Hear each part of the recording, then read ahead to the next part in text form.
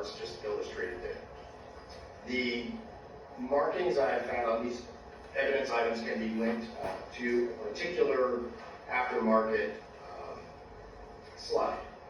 This particular aftermarket slide is known to be compatible with a few models of firearm frames. These include the Glock 43, 43X, the left-hand side that's depicted by that dark black colored frame.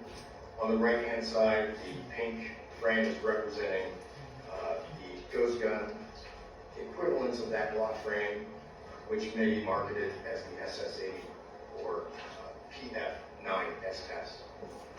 In your explanation just now, you said the evidence items that you examined. Are you talking about these cartridge cases that were item 1 in that exhibit equals 32? That's right.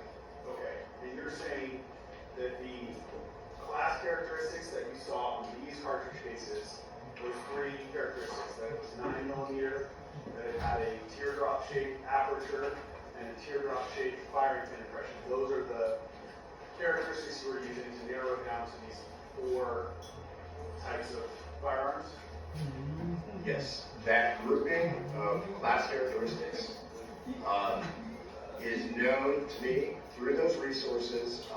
I've only been able to associate it with this one particular aftermarket slide. And this aftermarket slide is compatible just with a few styles of guns. The known brands and models are listed there. Those 4, right? Yes. Okay. Well, let's talk about your finding, your conclusion to your analysis.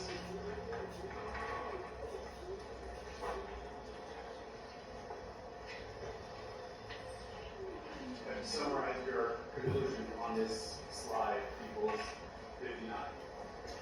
Go back to. Yes. Final conclusion. What you're not going to find in the report, I cannot say this configuration only comes from brand X. What we know is that after some considerable research, I can give you the list of candidates that we know to be consistent with these items. While these are consistent, we cannot really say that these are the only ones which will ever be manufactured with those general features.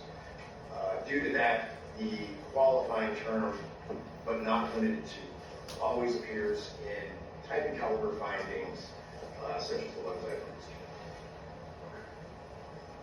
So why is it, again, that you put that qualifying statement in your analysis? Because, correct me if I'm wrong, but you stated 9mm is very common caliber, correct? Yes. But at the end of your type and caliber analysis, you really narrowed it down to those 3 features were only really typical of 4 different firearms that you have seen come through your laboratory, through your research on the athlete's resources, and cross-comparing that with NIBIN. Am I stating that accurately? Yes. Based on the research that I've described, I've only encountered empirical evidence showing me that this grouping of class characteristics exists as a consequence of that particular aftermarket slide. That's all the information that I could determine after some relatively considerable evidence. But you don't limit it to just those 4 firearms, fair to say? Correct. You can't state that it's those 4 and only those 4, because these class characteristics are voluntarily chosen by the manufacturers. They can change. It's also possible that there are other items out there that we have not run into. Any research material I use is finite. So for that reason, we include that qualifying mark to be over. But after your research in this area, you narrowed it to 4 that you, those 4 different firearms were the only that you could find that had those 3 class characteristics on them, correct? Objection has an answer.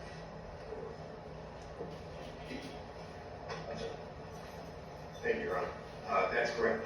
I'm only aware of the aftermarket product that's compatible with those four pumps. Okay, that's all I have. All right, we'll take a 15-minute break, folks. Please be outside, report to doors,